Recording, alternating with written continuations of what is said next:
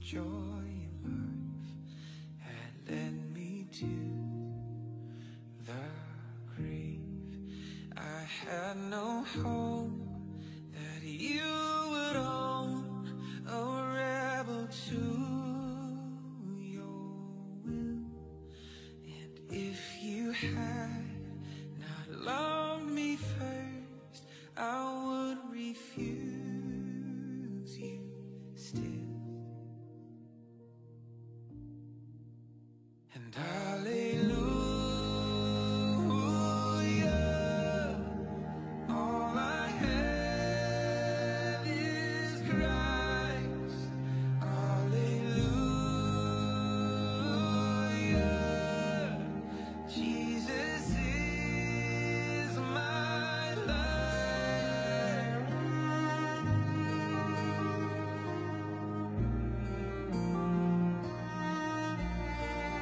But as I ran my hell-bound race, indifferent to the cause, you looked upon my helpless state and led me to the cross. And I beheld God's love displayed. You suffered in my place. You bore the wrath reserved for me. Now all I know is grace. Hallelujah, all I have is Christ. Hallelujah, Jesus is my life.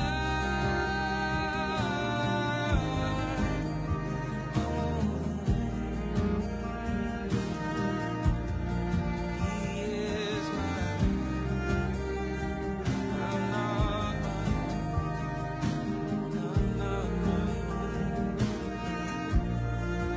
Now, Lord, I would be yours alone and live so all might see the strength to follow your commands could never come from me. Oh, Father, use my ransom life in any way you choose, and let my song forever be my only boast is you. Hallelujah, all I have is Christ. Hallelujah, Jesus is my life.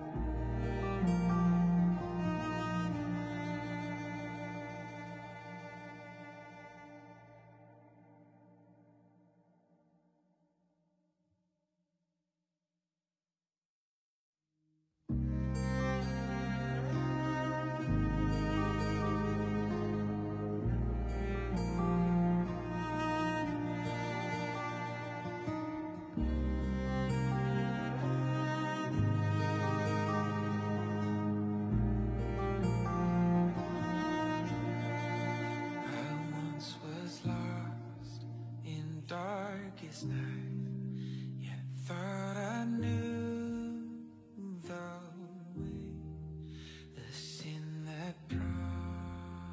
joy in life had led me to the grave.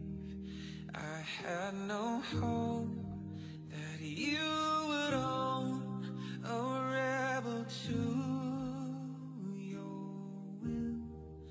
And if you had not loved me first, I would refuse you still.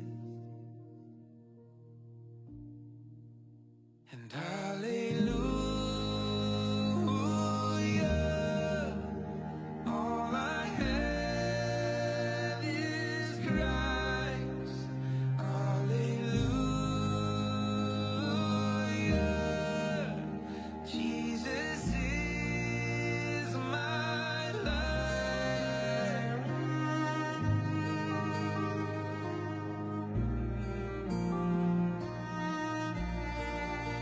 But as I ran my hellbound race, indifferent to the cause, you looked upon my helpless state and led me to the cross. And I beheld God's love displayed. You suffered in my place. You bore the wrath reserved for me. Now all I know is grace. Hallelujah, all I have is Christ.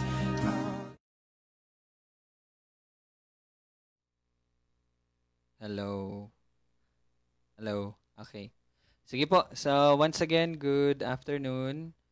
Welcome po sa Daily Bible Study dito po sa His Community Church. So, again, ang ating po pinag-aaralan ay yung 4 Gospel Books. So, itong series na to is tinatawag na The Gospel Harmony. No? So, kahapon, nagkaroon po tayo ng karagdagang pag-iintindi or pag-uunawa po doon sa tinatawag na Ebanghelyo ng Kaharian ng Diyos.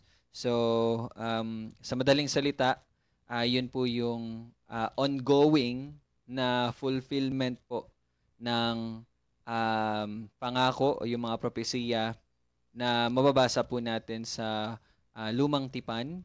So, ongoing siya kasi dumating na po yung Messiah. Although, hindi pa po niya tuluyang inihahayag na siya yung Messiah. So, yung mga last week, no, nagbasa tayong mga verses na sinasabihan ng Panginoong Jesus na huwag sabihin. So, meron po kasing purpose kasi hindi pa siya yung time talaga na ihayag na siya yung Messiah. Pero, sa kanya pong paglilibot, sa kanyang pagpapangaral, siguro indirectly, sinasabi niya na, ayun nga, tinatama niya po kasi yung mga kamalian na lumaganap, no, as time passed by sa nation ng Israel. Kaya kung mapapansin niyo po, doon po sa Matthew, no, Matthew chapter 5, 6, tsaka 7, yun po yung sermon na tinatawag, di po ba? And kung titingnan niyo po sa Matthew 5, 6, 7, makikita niyo doon na usually sinasabi ng Panginoon, hindi ko lang maano yung exact term sa Tagalog, pero yung sinasabi na, di ba sinasabi na ganito, ngunit sinasabi ko sa inyo. Di ba, kung nakapagbasa na kayo sa Matthew, yun yung mga words ng Panginoong Jesus kasi tinatama niya po. So, parte po yun, no, ng kanyang ministeryo. And then, yun nga po, binibigyan ng linaw sa lahat na hindi yun ang way para maligtas sila bagkus yun nga, darating po na Messiah at dumating na nga. So ngayon po magpapatuloy tayo. Dito na po tayo sa Luke chapter 4 and babasahin natin yung verses 14 tsaka 15. Sige, so request ko si Yana, pakibasa yung 14 tsaka 15.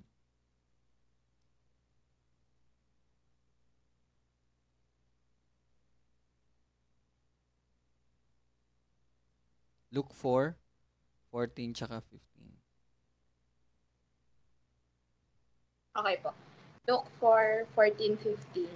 Pumalik si Jesus sa Galilea na nasa kapangyarihan ng Espiritu at kumalat ang balita tungkol sa kanya sa palibot ng buong lupain. Nagturo siya sa kanilang mga sinagoga at pinuri ng lahat. Okay. So tayo po ay manalangin. Panginoon, amin po kayong tinataas dahil ito'y nararapat lamang.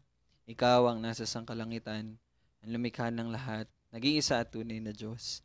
Pinupuri ka namin sa patuloy na pag-iingat mo sa bawat isa. Tunay nga na tapat ka sa iyong mga salita. At salamat Panginoon sa biyaya ng kaligtasan, even sa Espiritu Santo na siyang katibayan ng aming hinihintay na mana, at si Jesus na siyang pamagitan upang kami ay mapabilang sa iyong kaharian. At salamat sa pag-iingat sa bawat isa habang kami ay naghihintay sa maluwalhating araw na iyong pagdating. Salamat Panginoon, even sa pagkakataon na muli ay makapag-aral ng iyong salita.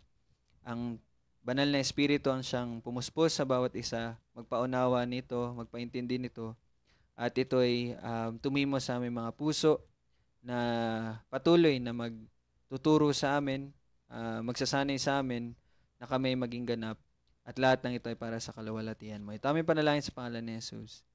Amen. Okay po.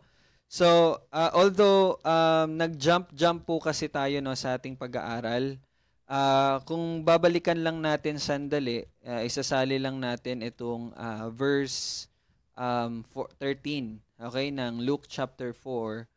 Kung papansinin niyo po dito, verse 13, sabi po dyan, nang matapos na ng dyablo ang lahat ng panunukso, lumayo siya sa kanya hanggang sa isa pang pagkakataon. So, itong verse po nito is kung matatandaan niyo po, ano po yung story this time? Ano po yung nangyayari dito sa verse 13 bago po mag-14? Diba nabasa yung 13? Ano po yan? Ano po ba yung nangyayari dito? Ano yung nangyari dito? Kasi ito na yung ending na pag-aralan na po natin to. So ano nga po ito? Anyone?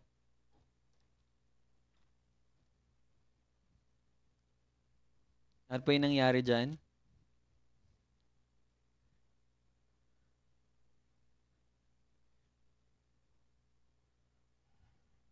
Ito po yung time ng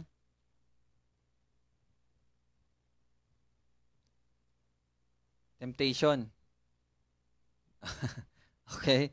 'Di ba? Kaya ito yung time po na dinala po matapos po na bautismohan ni Juan ang ating Panginoong Jesus, siya ay napuspos ng Espiritu Santo.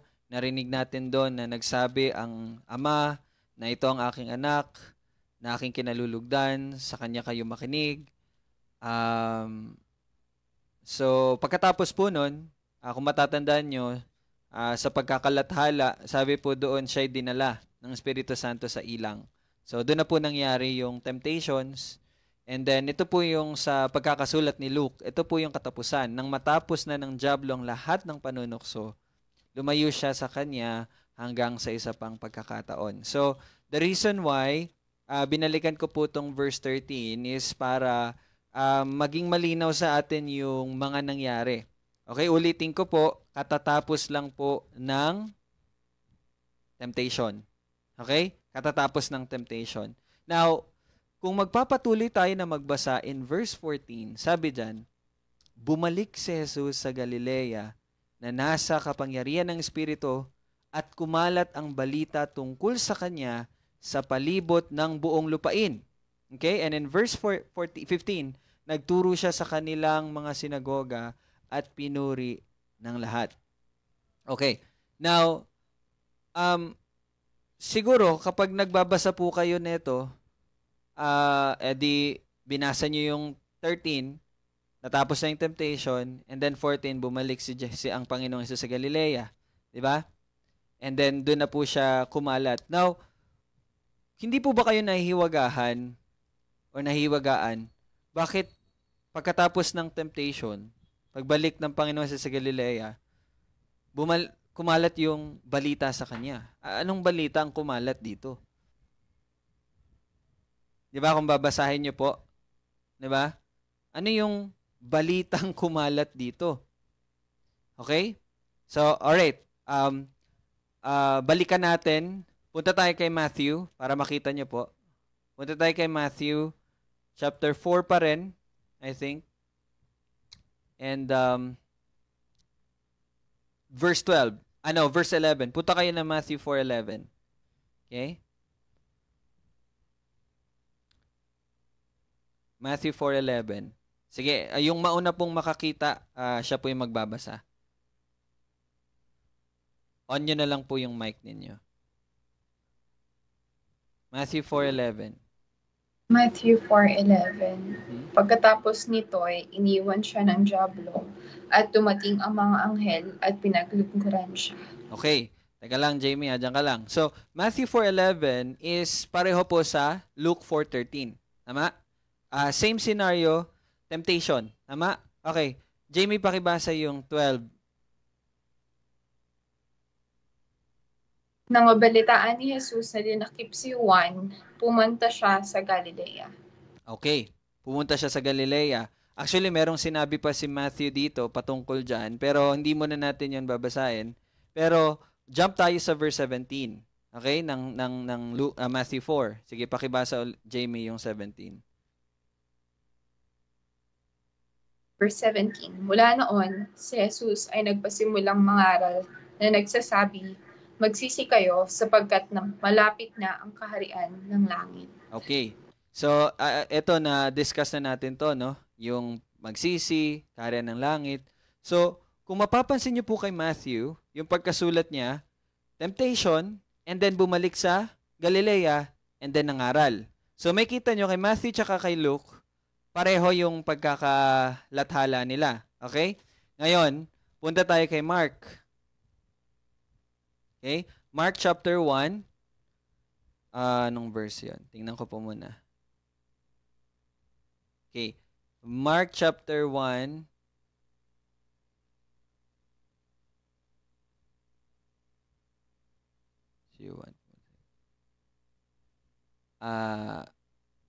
Okay, verse 13.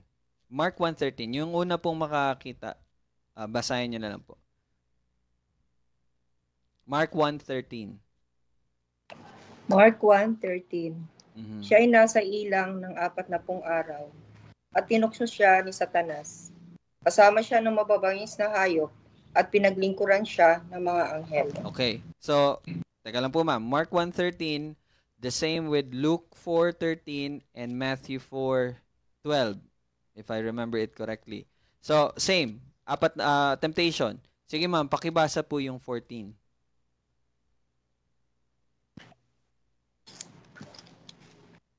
Pagkatapos madakip si Juan, pumunta si Jesus sa Galilea na ipinangangaral ang ebanghelyo ng Diyos. Okay. So, kung makikita nyo din kay Mark, after ng temptation, pumunta si Jesus sa Galilea. Okay? And then, ipinangaral ang ebanghelyo ng Diyos. Yun po yung pinag-usapan natin last week. Okay? So, bakit ko po ito pinapakita sa inyo? Kasi, pareho po yung tatlo, Matthew, Mark, at Luke, the same sila ng pagkakalathala. After temptation, bumalik sa Galilea, and then, nangaral ng ebanghelyo ng Diyos. Okay, balik tayo kay Luke. Luke 4:14. Okay, balik tayo kay Luke. Ito yung main text natin eh. Luke 4:14 tsaka 15. Sabi diyan, bumalik si Jesus sa Galilea na sa kapangyarihan ng Espiritu at kumalat ang balita tungkol sa kanya. Now, siguro, nung una natin pagkakabasa, parang we assume na okay, gano'n naman talaga mangyari kasi ang Panginoong Jesus yan. Pero kung titingnan nyo po, kung logical, kung ano lang, no, kumbaga yung straightforward at logical na pagkakaisip, after ng temptation, bumalik sa Galilea, tas kumalat yung patungkol sa kanya. Kung tatanungin natin, ano ba yung nangyari patungkol sa kanya? Ano yung nangyari? Kasi temptation, after temptation, bumalik sa Galilea. Kung babasahin niyo yan plainly, okay, plainly, yung natural na pagkakabasa, ano po yung sasagot nyo? Okay? Nasa Galilea, after temptation, bumalik sa Galilea, kumalat yung balita sa kanya. Ano yung balita na yun? Di ba?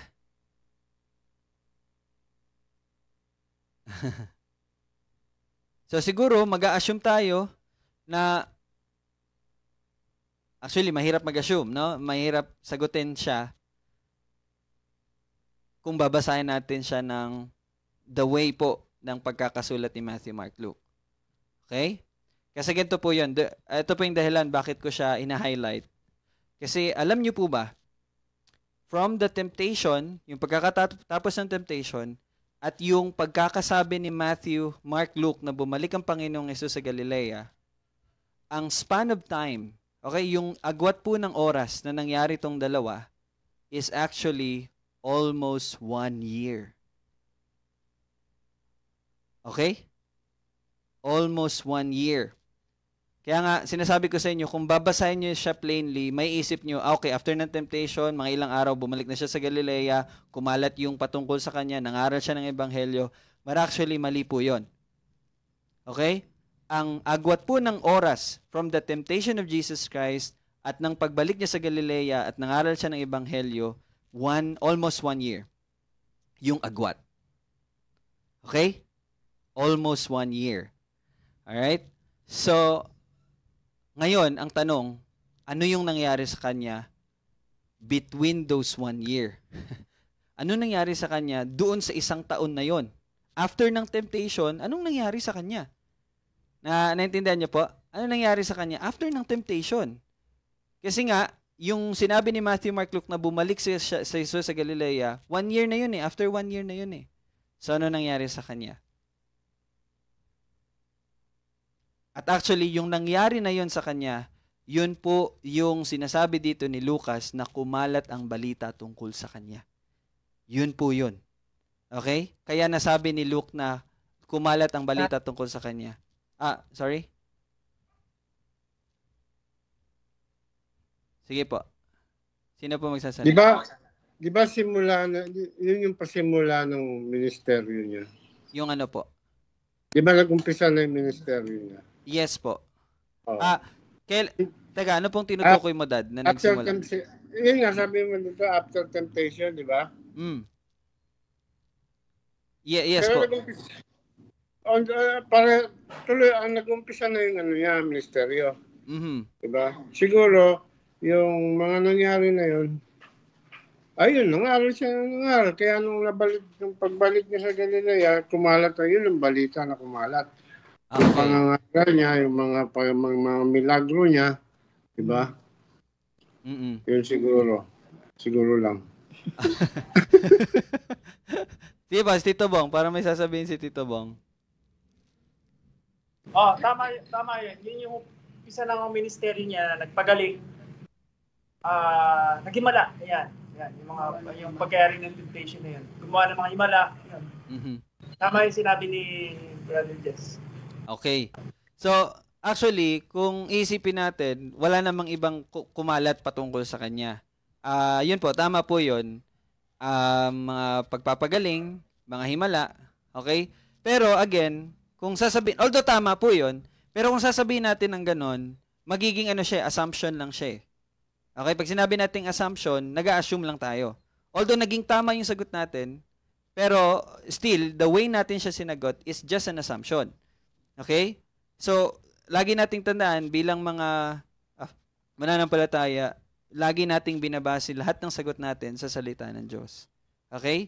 Now, to solve this problem, actually mga kapatid, halos isang buwan ako nakikipag-battle sa ganito. Nai-stuck talaga ako dito sa parte na to kasi binabasa ko po yung Matthew, Mark, Luke dyan. Kasi gusto ko po talaga maituro sa inyo yung chronological, no, yung pagkakasunod-sunod. And it took me 1 month to study or even over 1 month upang maano lang to, masaayos lang to. And we praise God kasi may mga nauna na tayong mga kapatid na inaral din yon. And so, to solve the missing link, yung missing po na parte ng puzzle na ito is actually can be found in the book and the Gospel of John. Okay?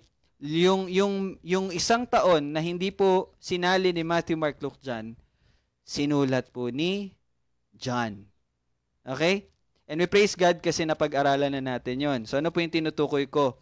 Actually, yung 1 year po na iyon ay mababasa po natin. Hindi naman lahat na nangyari sa isang taon, but yung mga highlight na nangyari po sa isang taon na yun, ay mababasa natin sa John starting from chapter 2, I think.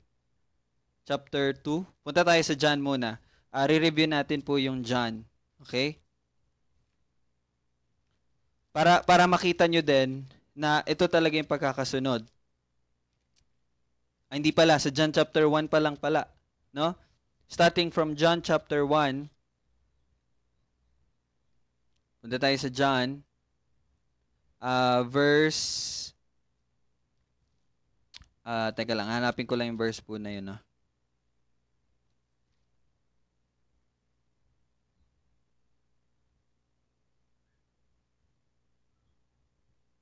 Okay, verse 35.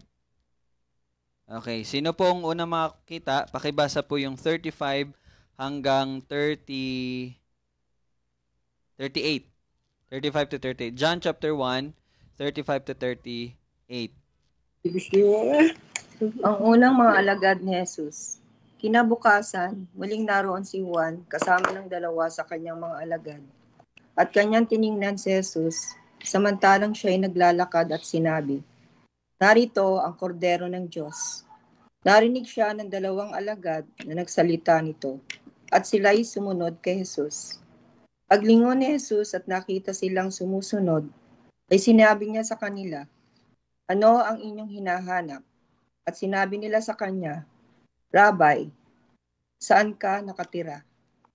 Okay.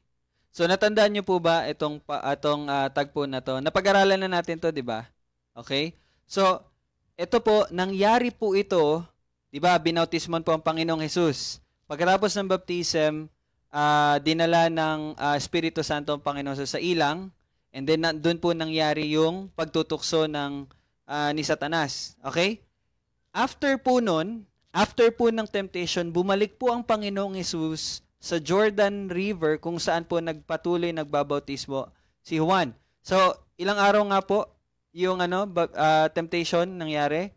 40 days. Di po ba? So, after baptism ng Panginoong Hesus, pumunta sa ilang 40 days. Yung 40 days po na yun, nagpapatuloy si John the Baptist sa kanyang ministeryo. Inihanda ang mga tao sa pagdating ng Messiah. After 40 days ng Panginoong Hesus, bumalik ang Panginoong Hesus sa Jordan River. Nandun pa rin si John the Baptist kasama yung mga alagad niya. And then, nung papalapit na po ang Panginoong Hesus, ito yung nangyari. Verse 35, sinabi ni John the Baptist, kinabukasan, muling naroon si Juan, kasama ng dalawa sa kanya mga alagad. And then verse 36, at kanyang tinitingnan si Jesus samantalang siya'y naglalakad. Okay? After temptation to siya'y naglalakad at sinabi, narito ang kordero ng Diyos. Okay? And then, dahil po doon, narinig po ng dalawang disciple ni John the Baptist yung sinabi niya patungkol sa Panginoong Hesus. And then, sumunod yung dalawa sa Panginoong Hesus. Kaya nga, di ba sa verse 38, sabi diyan, nagtanong ang Panginoong Hesus, anong hinahanap ninyo? Sabi niyong dalawa, Rabbi, saan ka nakatira? And then sumama sila at nagstay sila doon, di po ba? Sino po yung dalawang ito? Si Andrew. Isa pa lang ang pangalanan. Kung babasahin natin patuloy, si Andrew po yun. Di po ba? Then kinabukasan noon, pumunta si Andrew kay Simon Peter. Di ba? Ang kapatid ni Simon Peter, si Pedro. And then the next day, pumunta doon si Peter sa Panginoong Hesus. Dinala ni Andrew si Pedro sa Panginoong Hesus. And then, kung mababasa nyo dyan, verse 42. Tingnan nyo yung verse 42. Kanyang dinala si Simon kay Jesus. Siya'y tiningnan ni Jesus at sinabi, ikaw ay si Simon na anak ni Juan. Tatawagin kang Cephas. Okay? And then, pagkatapos niyan, verse 43, kinabukasan ay pinasya ni Jesus na pumunta sa Galilea, kanya nakita si Felipe naman. Okay, and then, yun, nag-usap sila ni Felipe hanggang sa, si Felipe in verse 45, natagpuan ni Felipe si Nathaniel. Si Nathaniel ay, I think magkapatid to silang dalawa. And then si Nathaniel ay pumunta sa Panginoong Jesus, and in verse 47, nakita ni Jesus si Nathaniel na lumapit sa kanya, sinabi ang tungkol sa kanya, narito isang tunay na Israelita. I think si Nathaniel yung sinabihan ng Panginoong Jesus na bago kita tinawag, nakita kita sa fig tree, no? Sa verse 48. Sabi ng Panginoong Jesus, bago ka tinawag ni Felipe, nang ikaw ay nasa ilalim ng puno ng igos ay nakita kita. So dahil diyan, nagbigay ng testimony si Felipe. Anong sabi si Nathaniel, 'di ba? So nagbigay ng si Nathaniel, tama. Okay. And then 'yon. Sabi ni Nathaniel sa verse 49, ikaw ang hari ng Rabbi, ikaw ang anak ng Diyos, ikaw ang hari ng Israel. Okay, ito yung nangyari after the temptation. And then pagkatapos niyan, kung magpapatuloy tayo sa chapter 2, okay, diyan na po nangyari yung, sabi diyan sa chapter 2, verse 1, ng ikatlong araw ay nagkaroon ng isang kasalan sa Kana ng Galilea. So, ibig sabihin po, pumunta ang Panginoon Jesus sa Jordan River, nandun pa rin si John the Baptist, after ng temptation to at doon na nagsimulang kinolekta ng Panginoong Jesus yung mga unofficial na mga disciple niya na soon ay magiging mga apostol. Okay? And then after that, bumalik ang Panginoong Hesus sa Galilea. Ito pong sinasabi sa chapter 2 verse 1 na sinabi ng ikatlong araw ay nagkaroon ng isang kasalan sa Kana ng Galilea at naroon ang ina ni Jesus. And actually, verse 2, inanyayahan din si Jesus at ang kanyang mga alagad sa kasalan. Bumalik po actually ang Panginoon sa Galilea. Pero itong pagbalik niya nito ay hindi po ito yung binasa natin sa Luke 4:14. Okay? Kasi yung Luke 4:14, yun po yung official na pagsisimula ng ministeryo ng Panginoon sa Galilea. Okay? That's the start of Galilean ministry ng Panginoong Jesus. Okay? Tandaan niyo po, may 3 pong lugar sa Israel: Judea, Samaria, Galilea. Okay? Judea, Samaria, Galilea. Okay? So, ito pong kasalan na ito, ano pa lang to, no? Hindi pa, again, hindi ito yung tinutukoy sa Luke 4:14. So, hindi na natin to i-discuss yung John chapter 2, na Bible study na natin to. Ito yung isa sa pinakaunang miracle, di ba, na ginawa po ng Panginoong Jesus. You see? And kung pagpapatuloy natin dyan sa verse 12, punta tayo, jump tayo sa verse 12. Okay? Ngayon, more on muna tayo dito. Tinitingnan natin yung nangyari. Verse 12. Pagkatapos nito ay bumaba siya sa Capernaum. Okay? Bumaba siya sa Capernaum kasama ang kanyang ina, mga kapatid at kanyang mga alagad. Sila'y tumigil doon ng ilang araw. So, Capernaum ay nasa Galilea pa rin po. Okay? From Cana to Capernaum. May natandaan niyo po, di ba, meron pong pinagaling ang Panginoong Jesus. Later, nabasa natin sa John chapter 4. Na taga Capernaum, yung alagad, yung pinuno, 'di ba, yung gumaling yung kanyang anak. Tandaan niyo? Okay? So, 'di ba, nasabi natin na halos 12 hours to 15 hours yung travel time from Cana to Capernaum. Now, sinabi po diyan sa verse 12, sila'y tumigil doon ng ilang araw. At ano nangyari? Verse 13. Malapit na noon ang Pasko ng mga Hudyo. Natandaan niyo po yung Pasko? 'Di ba, Passover, yung celebration ng pag-alala ng mga Israelita sa pagkakaligtas nila mula sa pagkakalipin sa Ehipto. Malapit na noon ng Pasko ng mga Hudyo at umahon si Jesus patungo sa Jerusalem. You see? Okay? Pumunta po siya sa Jerusalem. So, from Galilea, bumalik po ang Panginoong Jesus sa Jerusalem. At anong nangyari pagbalik niya sa Jerusalem? Verse 14. Natagpuan niya sa templo ang mga nagtitinda ng mga baka, mga tupa ng kalapate. Ito na po yung paglilinis ng Panginoong Hesus sa templo. Ito yung una. Meron pa po tayong ulit mababasa na nangyari ulit ito, pero later na po ito sa ministry ng Panginoong Hesus nung bumalik na po siya sa Jerusalem. Okay? Nagigas siya po. Okay, yung binabasa po natin is yung nangyari po. Ulitin ko lang po. Nangyari yung 1 year na hindi po na-record ni Matthew, Mark, Luke.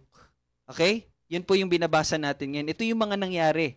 Okay, nilinis ng Panginoong Hesus yung mga nagtitinda, yung sinabi niya kayo ay mga magnanakaw. And then after that, ano pong nangyari? Chapter 3. Ano nangyari sa chapter 3? Ito na po yung time na kinausap ang Panginoong Hesus ni Nicodemo. Diba? Ito na yung verse 1 to 10. Dito na pinangaral ng Panginoon yung regeneration, yung being born again. Diba? So, kung babalikan lang natin actually sa chapter 2, kung babalik tayo sa chapter 2, tingnan niyo po yung nangyari sa chapter 2, verse 23. Okay, balik muna sa chapter 2 bago yung usapan nila Nicodemo. Nang siya ay nasa Jerusalem ng kapistahan ng Pasko, marami ang sumampalataya sa kanyang pangalan nang kanilang makita ang ginawa niyang mga tanda. So dad, ito na po yung biblical yung biblical basis nung sa sinagot niyo po ni Tito Bong kanina. Ito na po yun. Dito natin makita na bago pa siya bumalik at sinimulan ng ministeryo niya sa Galilea, nagkaroon na po siya ng tinatawag na First Judean Ministry. Kumbaga, nauna talaga siyang magministeryo sa Judea. Okay? At ito yung mga ginawa niya. Okay? Yung 1 taon na hindi na-record ni Matthew, Mark, at Luke. Nakaka-follow po kayo? Naintindihan niyo po? Okay? So, marami na siyang ginawa. And then, dahil nga marami na siyang ginawa, maraming sumampalataya, kaya merong isang Pariseo na kumausap sa Panginoong Hesus. At yun yung mababasa natin sa chapter 3, si Nicodemo.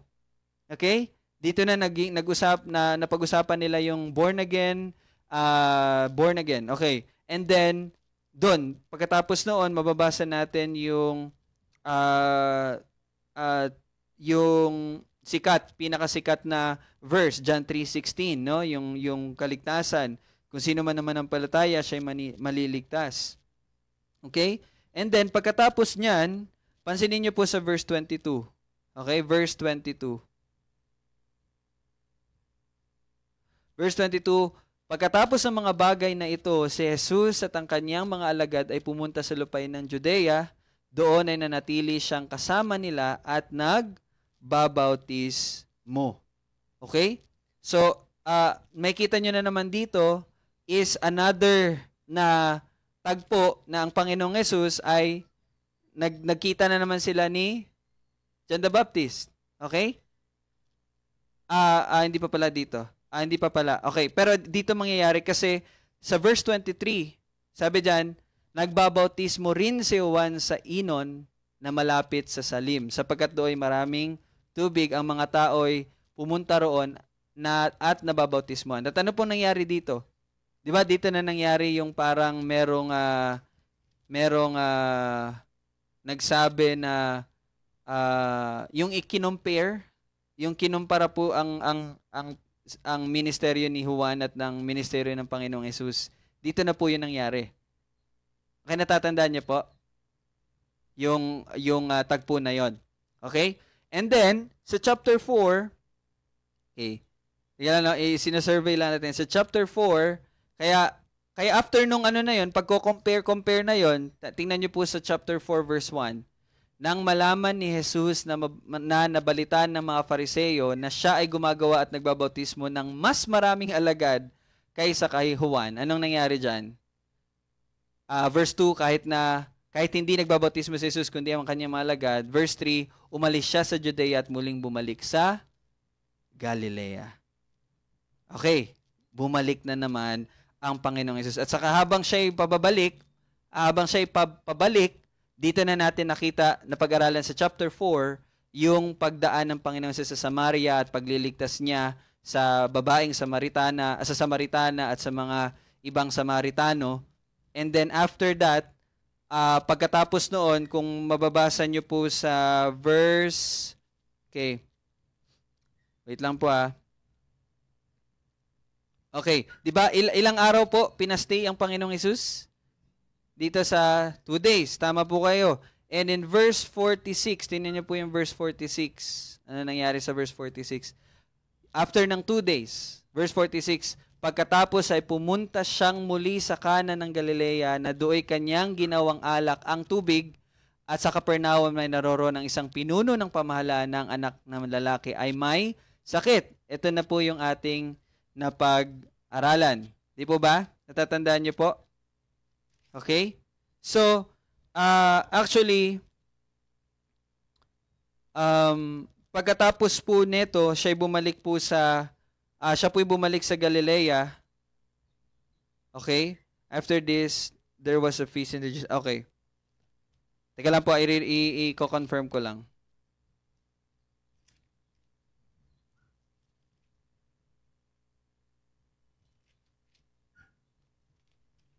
Nasaan na yan? Chapter 13.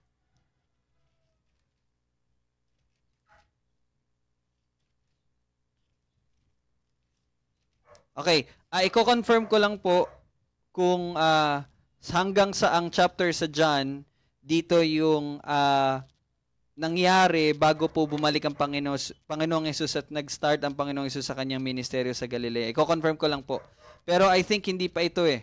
Okay? So, but anyway, gusto ko po ipakita sa inyo na ito po yung mga nangyari after 1 year. Okay?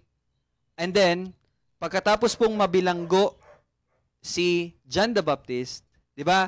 Pareho pong sinabi ni Matthew, I think sinabi rin ni Mark or hindi. I think si Matthew, ang sure ako si Matthew tsaka si Luke or si Mark, ang nagsabi na matapos na mabilanggo ni Juan, bumalik ang Panginoong Hesus sa Galilea. Di po ba? Okay, yun na po yung pagbalik niya talaga, yung nabilanggo na po si Juan. Doon na siya bumalik sa Galilea at doon na po siya nag-start sa kanyang Galilean ministry. Okay? So, yun po, kung babalik tayo sa Luke 4:14, ito po, yun po, yung mga binasa natin kanina, lahat po ng iyon, yun po yung mga kumalat na balita tungkol sa kanya sa balibot ng buong lupain. Okay? Kaya, kung mapapansin ninyo sa verse 15, nagturo siya sa kanilang mga sinagoga. So, bukas na po natin pag-uusapan ito, bakit at paano siya nagkaroon ng chance na magsalita sa sinagoga. And bukas, sasabihin ko rin po sa inyo, ano ba yung sinagoga, ano ba yung way ng pagsamba nila doon sa sinagoga para mas maunawaan po natin itong mga nangyari sa dalawang verses na ito. Pero yun po, ngayon lang, pinakita ko po sa inyo na yun yung chronological na nangyari. So sana, naunawaan nyo po at naging tulong siya sa inyong pag-aaral. Hindi na kayo malilito pag binasa nyo ulit ito. Kasi ano yan, hindi na ni-record ni Matthew, Mark at Luke yung nangyari nung isang taon.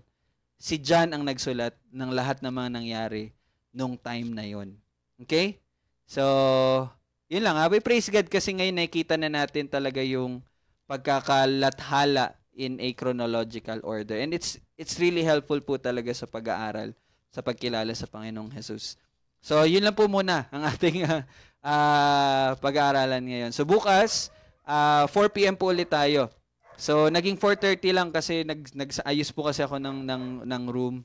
So, thank you po sa pag-ano nyo sa 4:30. Pero bukas 4 p.m. po tayo. Okay? So, praise God for this. Tayo po ay manalangin. Maraming salamat, Panginoon, sa patuloy na pagtuturo mo sa amin at ngayon na mas nagiging malinaw ang iyong salita. Pati po ang pagkakalathala nito ay amin na pong nauunawaan. Maraming salamat dahil malaki ang tulong nito sa aming pag-aaral.